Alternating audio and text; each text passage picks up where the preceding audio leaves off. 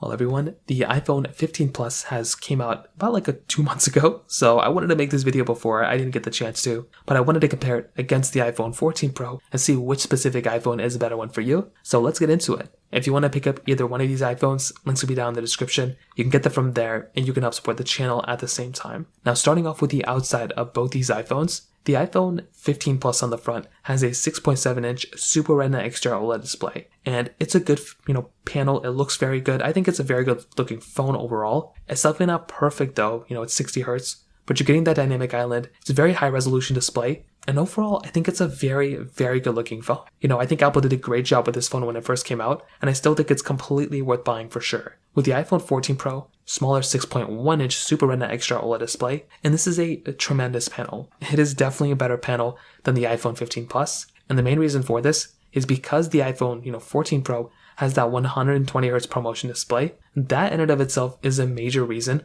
why you'd want to look at a phone like the iPhone 15 Plus and maybe think to yourself, hey, if I go up to the 14 Pro, you are going to be getting a little bit of a better phone there. So that right there, in my opinion, is another big reason why the iPhone 14 Pro might be a better phone for the average person, just because one, it's smaller, but two, it does have that better display. You're getting a lightning port at the bottom of the 14 Pro, but you are getting USB-C on the 15 Plus, so kind of a conflicting thing. That port on the iPhone 15 Plus is better, and I definitely would say that is the better, more usable port at the end of the day than on the lightning one on the 14 Pro. So kind of a small thing to keep in mind there too. On the backside, frosted glass backs on both of these iPhones. That right there, in my opinion, is another pretty decently big thing to kind of keep in mind. When you're getting either one of these devices, you are getting a device that actually does technically have, I guess, a similar feeling to it as the cheaper one, which is pretty crazy. You're still getting the better one, I would say, on the 14 Pro just because it feels kind of heavier, in some ways more premium, because of the reflective material on the sides, as well as that triple camera setup. That is a very, very nice touch.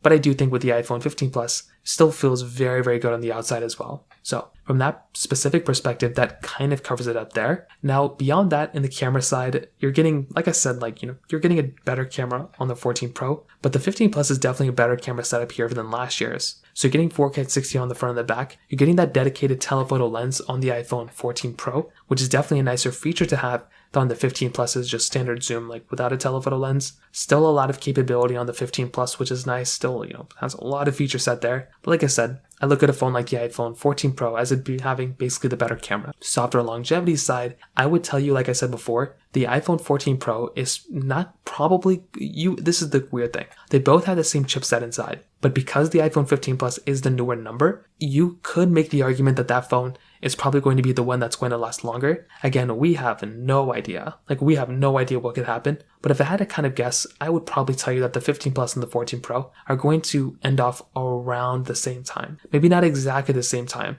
but definitely around the same time for sure. And I definitely do think that is a very, very big thing to keep in mind. You'd want to get a phone that's still going to have a long future ahead of it and different feature sets like that. And you're definitely going to be getting that, from my perspective, on something like the iPhone 15 Plus and the 14 Pro. So you can't really go wrong there, at least from what I know. Now, on top of that, between both, the performance side is another kind of tricky thing. So both of them are going to be giving you very good performing, chipsets inside. They both have Apple A16 Bionic chips inside, and they both have 6 GB of RAM. So even from the performance perspective, you're really not going to look at either one of these and be like, oh my goodness, this is so much of a better performing phone, or this is. They're going to be very, very similar. And personally for me, that is something that I want to look at and be like, okay, that's a really cool thing. You're actually going to be getting very similar performing chipsets on both of these phones, which is a very cool thing. And you'd want to get either one of these, in my opinion, because they are that good. So from what I know, if you're getting either the iPhone 15 Pro, the iPhone 14 Pro, or the iPhone 15 Plus, you're going to be getting very, very fast phones, no matter which phone you actually go and pick up. So that, I wouldn't really make it a big deal. You're going to be getting very, very good performing phones